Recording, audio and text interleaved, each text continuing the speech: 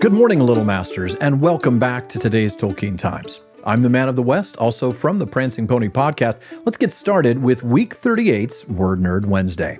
Now, in an extended comfort read, we're going to be spending the rest of Series 5's Third Age Thursdays enjoying the festivities at a long-expected party. Of course, this has meant all sorts of new words to look at here on Word Nerd Wednesdays. Baggins, Bag End, Sackville-Bagginses, Hamfast Gamgee, the Gaffer, Nasturtians, and last week, 9 family names in the Shire. Now today we're going to examine a word that the folks of the party were none too pleased about, but maybe not for the reason you think. Shortly after Bilbo begins his birthday speech, we read this.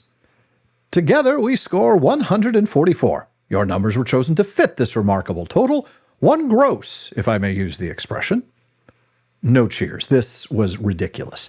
Many of the guests, and especially the Sackville-Bagginses, were insulted, feeling sure they had only been asked to fill up the required number like goods in a package. One gross indeed. Vulgar expression. Indeed, it is vulgar, common, but let's look more at the word gross. Now, I grew up in the 80s. I'm old. So my immediate association with the word gross was with the very modern meaning of disgusting. Ew, that's gross. But that meaning only dates to 1958. Plus, that use is as an adjective. Let's look at that one first so that we can rule out all those meanings. Now, as an adjective, gross dates to the mid-14th century, and it means large or thick, but it also means coarse, plain, and simple. Now, I think I know why the Shire inhabitants don't like the word. It doesn't originate from Old English. In fact, it comes into English from Old French gros, G-R-O-S, which has all the prior meanings plus a few more and dates to the 11th century.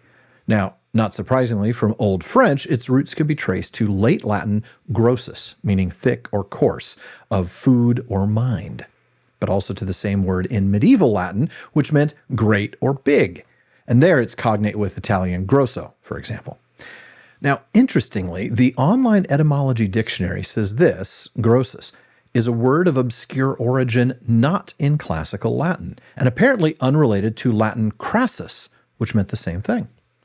Now, in English, that adjectival meaning forked. From the idea of coarse in texture or quality came the meaning insensitive, dull, stupid, and vulgar, coarse in a moral sense, both of which date to the early 1500s. The meaning glaring or flagrant, like a gross injustice, is also from the late 1500s. But that modern meaning of disgusting wasn't recorded until 1958 in American slang. So no, Bilbo wasn't calling his 144 guests disgusting. I mean, maybe the guy that puts his feet up on the table, but that's another story. Now, there's also a verb for gross, and it means to earn a total of, as in gross profit versus net profit. That verb dates only to 1884.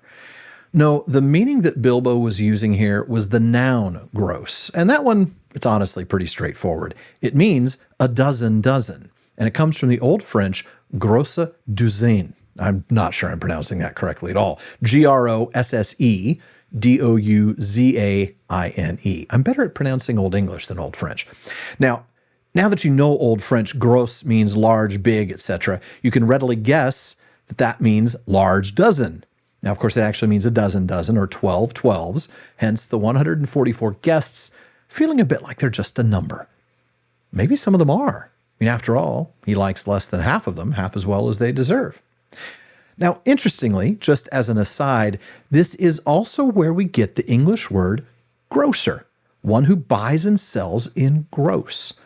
Though it comes from a corrupted spelling of Anglo-French grosser, Grosser, coming from Old French grossier, going back to medieval Latin grossarius, meaning wholesaler or literally dealer in quantity.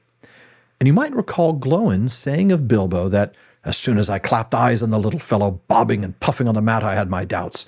He looks more like a grocer than a burglar. Well, now in a very literal way, Bilbo is a grosser, much to the chagrin of the Sackville-Bagginses and maybe a few others. Now, folks, that is it for today's Word Nerd Wednesday. Come back next week as we wander the wide, wild, wonderful world of words weekly on Wednesdays. And if there's a word you want to know more about, please let me know by emailing bartleman@theprancingponypodcast.com. Please visit patreon.com/TolkienTimes to learn how you can support the show, get an ad-free feed, a monthly hangout with me, bonus weekly episode, and more. And join me again tomorrow on today's Tolkien Times for Third Age Thursday. If you're watching this on YouTube, please like and subscribe. And please follow or subscribe in your podcast apps and follow @Tolkien Times on all your social media. Finally, as Faramir says, go with the goodwill of all good men.